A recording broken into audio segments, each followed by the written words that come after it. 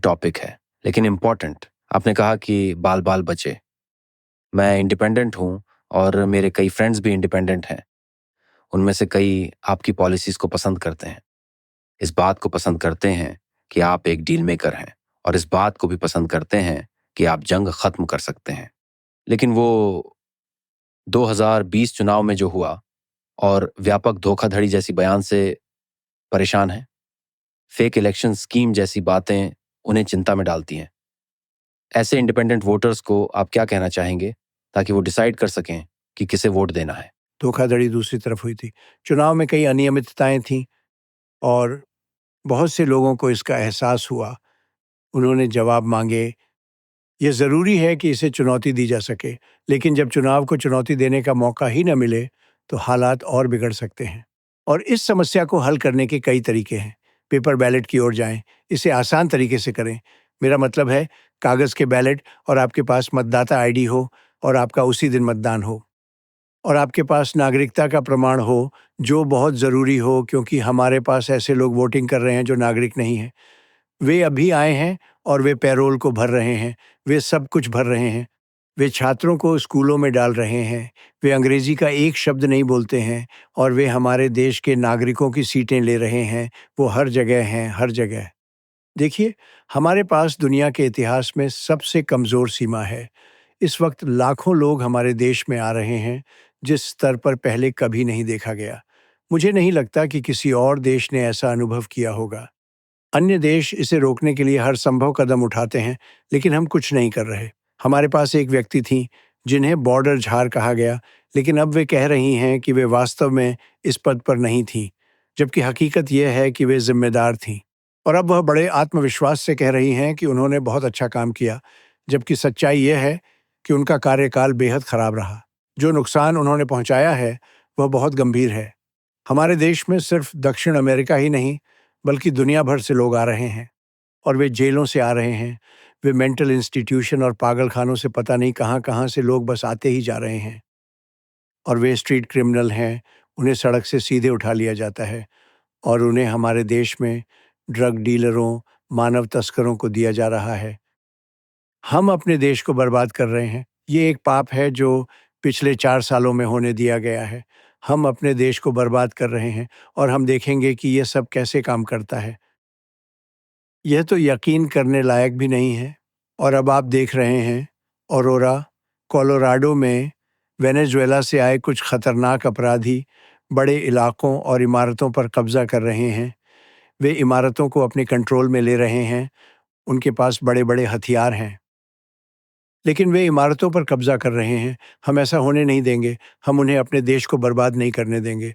और देखिए, उन देशों में अब अपराध काफ़ी कम हो गया है, क्योंकि वे अपने अपराधियों को बाहर भेज रहे हैं। ये उनके लिए फ़ायदेमंद है। अगर मैं उन देशों में से किसी का नेतृत्व कर रहा होता, तो मैं भी यही करता। सुनिश्चित करता कि अमेरिका में हमारे हर कैदी को भेजा जाए, हर अपराधी को वहीं भेज दिया जाता। मुझे यकीन नहीं होता कि वे इतनी धीमी गति से आगे बढ़ रहे हैं, लेकिन कुछ कर रहे हैं। और हम ऐसा नहीं होने दे सकते। वे अपनी जेलों और मेंटल इंस्टीट्यूशन को संयुक्त राज्य अमेरिका में खाली कर रहे हैं। हम ऐसा नहीं होने दे सकते। कई लोग मानते हैं कि चुनाव के साथ कुछ संदिग्ध चीजें हुई, चाहे वह मीडिया पक्षपात हो या बड़ी तकनीक खेल। लेकिन फिर भी भारी धोखाधड़ी का दावा लोगों को परेशान करने वाली बात है। लेकिन मैं अतीत पर नहीं बल्कि भविष्य पर फोकस करता हूँ। मैं बात करता हूँ कि अर्थव्यवस्था कितनी खराब है, महंगाई कितनी बढ़ चुकी है।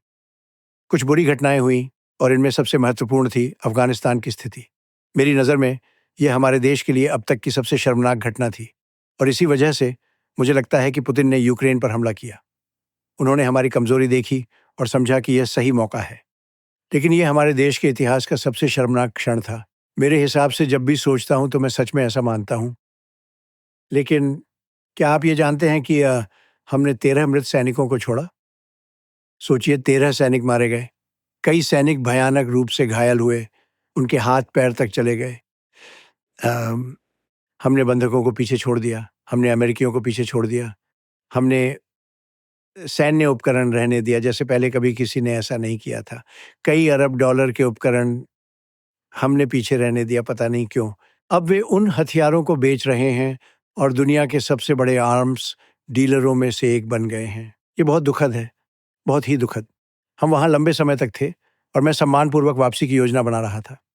हम निकलने के लिए तैयार थे, लेकिन चुनाव की वजह से इसमें रुकावट आ गई। लेकिन अगर मैं वहाँ होता, तो हम सम्मान और ताकत के साथ निकलते।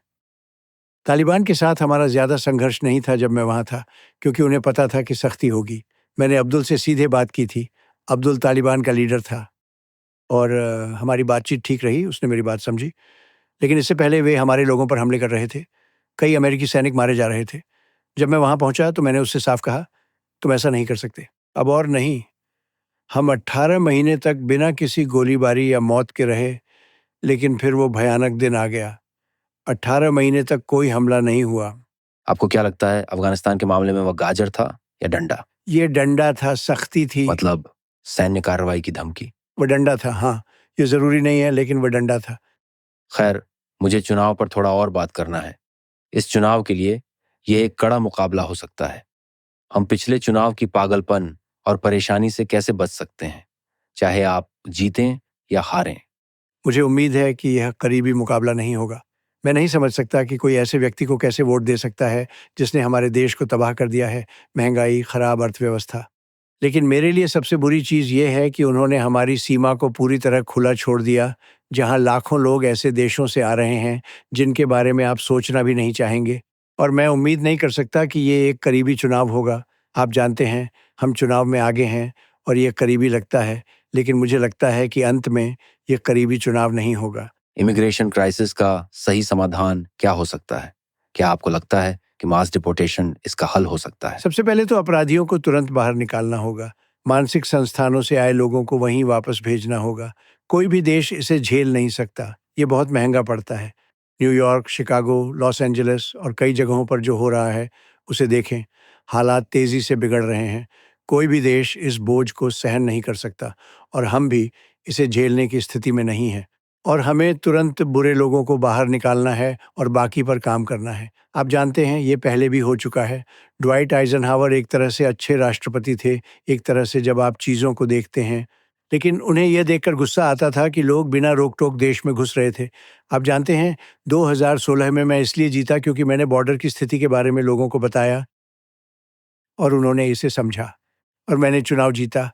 और मेरा मानना है कि मैंने इसे बॉर्डर के मसलों की वजह से जीता। क्या आपको पता है, हमारी सीमा अभी 2016 की तुलना में 25 गुना खराब है।